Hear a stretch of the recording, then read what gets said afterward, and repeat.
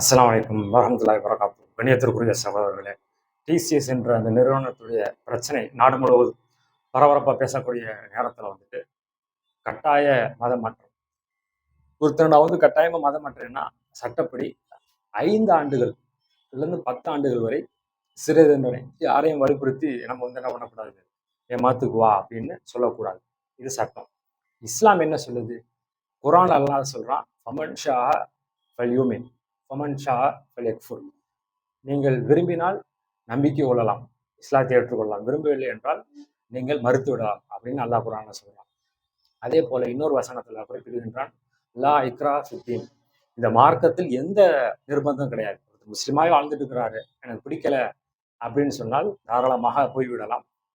அதே போல இன்னும் முக்கியமாக சொல்வதாக இருந்தால், லக்கும் தீனுக்கும் வலியுதீன், உங்க மார்க்கம் உங்களுக்கு, எங்கள் மார்க்கம் எங்களுக்கு அப்படின்னு சொல்லிட்டு இப்படி மத சுதந்திரத்தை 1400 ஆண்டுகளுக்கு முன்னாடி வழங்கியவர்கள் நபிகள் நாயகம் ஸல்லல்லாஹு அலைஹி வஸல்லம். அது மட்டும் இல்லாம வாழ்ந்து காமிச்சாங்க. மதீனாவுல ஜனாதிபதியா இருக்கிறாங்க, அங்க நிறைய யூதர்கள் இருக்கிறாங்க. ஒரு யூதராவது கூப்பிட்டு நீ இஸ்லாத்துவான்னு சொல்லல. அவங்க மதத்தை கடைபிடித்தாங்க, கேள்விகள் கேட்டார்கள். அபுல் காசிம் நீதியின் தந்தை நியாயமாக நடப்பாங்கன்னு சொல்லிட்டு இப்படியாக அவர்கள் கூட அல்லாஹ்வுடைய தூதரை அவர்கள் வந்து என்னது நேசித்தார்கள். பல விதமான பிரச்சனைகளை கூட கொண்டு வந்து அதற்கான தீர்வுகளை கூட பார்த்திருக்கிறாங்கன்ற செய்திகளை பார்க்கிறோம். மக்கா வெற்றியின் பொழுது கூட வந்து என்னது, இஸ்லாத்திற்காக எங்களால் நீங்க அடிச்சு பரப்புனீங்க, எல்லாம் இஸ்லாத்துவா அப்படின்னு சொல்லல. மக்கா வெற்றியின் பொழுது மக்காவில் இருந்த அந்த மறுப்பாளர்கள் ரசூலுல்லாஹ் மன்னிப்பு கொடுத்தாங்க, அதுக்காக இஸ்லாத்தை ஏற்றுக்கிட்டாங்க. இப்படியாக பல சம்பவங்கள் நமக்கு என்ன காட்டுது என்றால், இஸ்லாம் வந்து ஒரு சாய்ஸ், வே ஆஃப் லைஃப்.